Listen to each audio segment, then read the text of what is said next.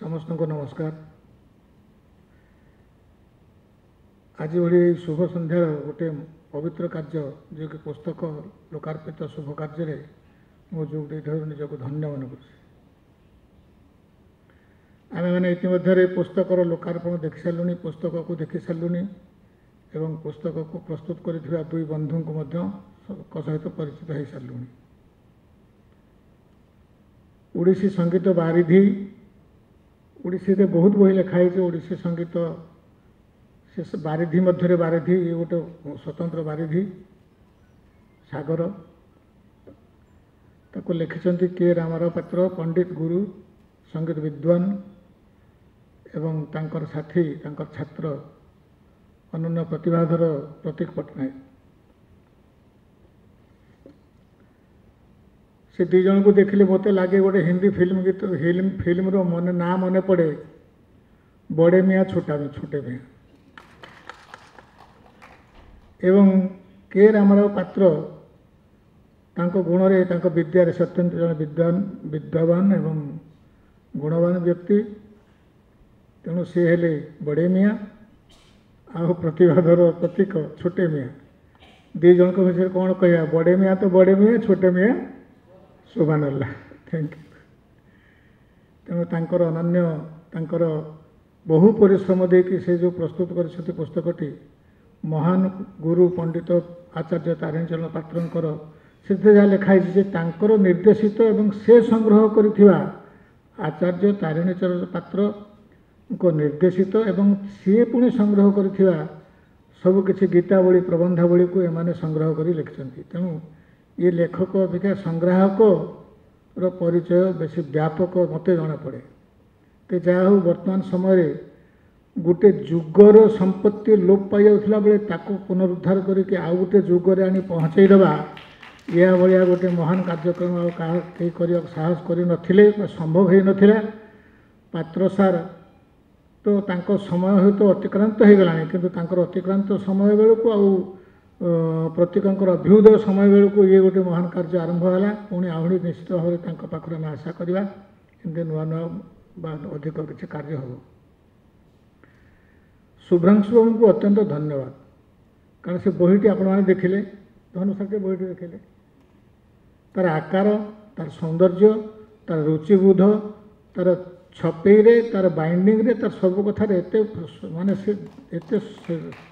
चिंतार सहित एवं अत्यंत रुचिबोध भाव में जो निजर गोटे निज कम भाया से कर सब बेले गीत बही गुड़ा कौन होता है कहले उपरे गोटे किए झीटे हारमोनियम धरी बस कि ना कौन एमती गोटे कौन एणु तेणु होमती किसी है प्रतीकात्मक कम हो। तेणु शुभ्रांशु बाबू को अत्यंत धन्यवाद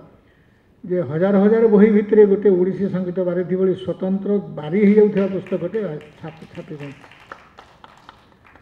बहीटी लोकार्पित है। तेणु निश्चित भाव में आशा करवा ताहा आदृति लाभ कर। जदि सत कथा मुझे कहूँ मुझे संगीतज्ञ नोटेशन देखिकी केते आमे बही को आदर करि परिबा कारण आमे भी बही लिखिछु आम बही लोकार्पित हो पोकार्पित हो जानी से एवं भी खोजिले घर बारंडा छात उपर चार्जर मिल बंधा थुआई ताहा न हो ये जो श्रमर सहित ये जो श्रद्धार सहित ये जो आदर सहित ये बहीटी प्रस्तुत होती यह समस्त द्वारा आदृत हो एवं समाजर कामरे लागू। से नोटेशन करदे जन चलीगले ये मैंने नोटेशन ताको करदेले एवं ताको आमे खाली पढ़ीदेबू किंतु एत सहज ना नोटेशन स्वरलिपि गीत उठेकी गीत गाइबा एवं ताको उचित गमक देकर गायकी सहित जो भाव में घराना विषय कहते गोटे गायकी गायन परंपरार पार्थक्य घराना शब्द सहित आम आदौ से शब्द उच्चारण कह कथा कौन परंपरा संप्रदाय। तेणु से घरुआना फरुआना आम कहीकि ओडिसी संगीत को न्यून करवा उचित नुह। एनिवे मुझे कहूली जे स्वरलिपि देखी गीत उठेबा से पात्र सारी ही कहे केते सहज कि केते संभव। आमे कही आमे कौन किसी नोटेशन बही यहाँ पूर्व पढ़ीनु भात खंडे ठार आरंभ करते केते हजार हजार नोटेशन लिखाई बही देखी गोटे कौन सी नोटेशन बही मु बंदिशटे नोटेशन देखिके उठेकी मो जीवन में गाई ना ये ओडिसी संगीत में बहुत बही लिखाई स्वरलिपि सहित किंतु स्वरलिपि लेखु गीत उठेकरी यथार्थ गायिकी गाइबा गुरु जमी शिखेले शुणिकी उठेकरी गाइबा भितर असंभव पार्थक्य सेटा समान करी हब ना तथापि भी मुझे आशा करी पात्र सार स्वरलिपि लेखन जड़े धुरंधर से आम गीत पार्टी गीत सरी न लोटेसन लेखा सरी जाइए तेणु सी जोटा नोटेसन लेखती ताको उठेकी गाई हुए आम समाज जो नाचरे गाँचु जिते नृत्य जो संगीत निर्देशना दौचु से एभली स्वरलिपि करती आम अनायास बर्तमान भी पृथ्वीर जो ओडिसी नाच अच्छी से पात्र सार स्वरलिपि लेखन कागज खंडी थी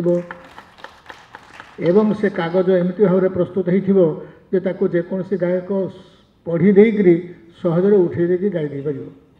ये सामर्थ्य केवल पात्र सार कलम थिला अच्छी एवं जेहेतु से प्रस्तुत करिसेंती ए बही निश्चित भाव में समस्त कार्य आसब एवं आचार्य तारिणी चरण पात्र स्वर कर गाई जाइथिबा सबु गीत पुनरुद्धार हम आम मैंने समस्ते गाइबा संभव हम आचार्य तारिणी चरण पात्र जीवन से कहूली प्रतीक को जे प्राय प्रथम थर कर कौन सी बही में जीवनी स्थानित है मोर गोटे बही में करी 1986 मसीह संगीत संज्ञा जो मोर बाहर से मुझे आचार्य तारिणी चरण पात्र जीवनी लिखी एवं दुर्योधन साहू बोली जड़े व्यक्ति से मत सहयोग करते फोन रे से मत डाकी मुझे लिखी तेणु से मोर से आचार्य तारिणी चरण पात्र प्रति मोर भी किसी कर्तव्य कर मुझे धन्य मन कर आज परिवेश ये जो महान कार्यटी है यह प्रत्येक द्वारा आदृत हो से जहाँ लेखा शेष पात्र सार जहाँ आशा कर समस्त संगीतज्ञ गुरु गायक यहाँ द्वारा समस्त यहाँ आदर करंतु यहाँ ग्रहण करंतु एवं आचार्य तारिणी पात्र पुनर्जीवन घटू। धन्यवाद।